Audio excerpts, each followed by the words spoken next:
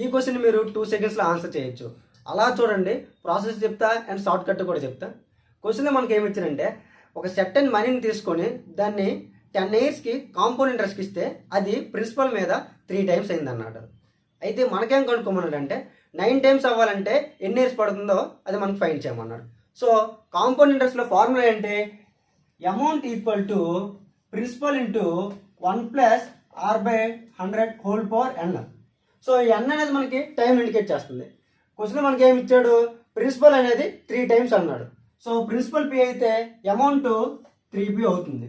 So amount ప్లేస్లో మనం 3p వేసుకోవచ్చు కదా. So 3p is equal to p into 1+r/100 n అంటే టైం అనుకున్నాం కదా. So 10 years.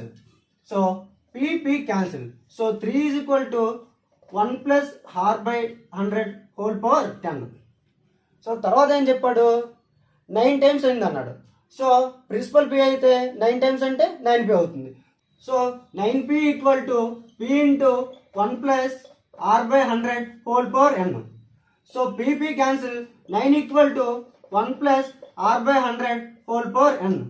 ఇక్కడ చూడండి, ఎప్పుడు కూడా ఇక్కడ ఉన్న నెంబర్ అనేది ఇక్కడ ఉన్న నెంబర్కి స్క్వేర్ కానీ క్యూబ్ కానీ అయ్యేటట్టు వేస్తాడు మ్యాక్సిమం. సో 9 అనేది మనకి 3 స్క్వేర్ కదా. సో దీన్ని స్క్వేర్ చేస్తే దీన్ని కూడా స్క్వేర్ చేయరు కదా. So 3 square equal to 1+r/100 square. So ఇది a/m ఉంది కదా. సో దాన్ని ఎలా రాయొచ్చు మనం? a/m ఇంటూ n రాసుకోవచ్చు కదా. సో m ఇంటూ n అంటే ఏంటి? 10 ఇంటూ 2. సో 20. సో 20 ఇయర్స్లో 9 టైమ్స్ మనకు అవుతుంది. ఇది ప్రాసెస్. దీనికి షార్ట్ కట్ చెప్తే చూడండి. 3 ఈక్వల్ టు ఇక్కడ వాల్యూ ఉంది (10) అని చెప్పాడు. 10 అనేది మనకి ఇయర్స్. తర్వాత ఏం చెప్పాడు? 9 అవ్వాలన్నాడు. ఎన్ని ఇయర్స్లో ఫైండ్ చేయమన్నాడు. సో ఇక్కడ ఉన్న నెంబర్ అనేది ఈ నెంబర్కి పక్కా స్క్వేర్ కానీ క్యూబ్ కానీ అవుతుంది కదా.